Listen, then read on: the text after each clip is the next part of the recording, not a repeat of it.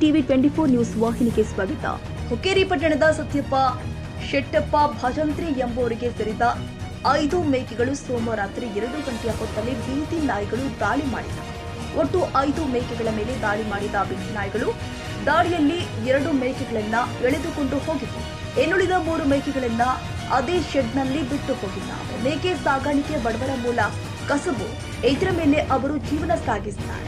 ಈ ರೀತಿ ಘಟನೆ ನಡೆದರೆ ಬಡವರು ಹೇಗೆ ಬದುಕಬೇಕು?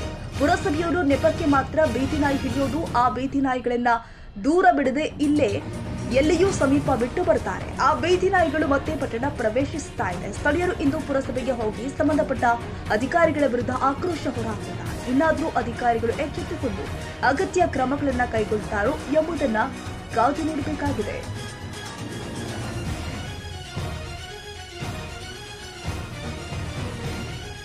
ಕನ್ನಡಿಗರ ಮೆಚ್ಚಿನ ನಿಮ್ಮ ಟಿವಿ 24 ಕನ್ನಡ ನ್ಯೂಸ್ ವಾಹಿನಿ ಇದೀಗ ಟಿವಿಯಲ್ಲಿ ಲಭ್ಯ.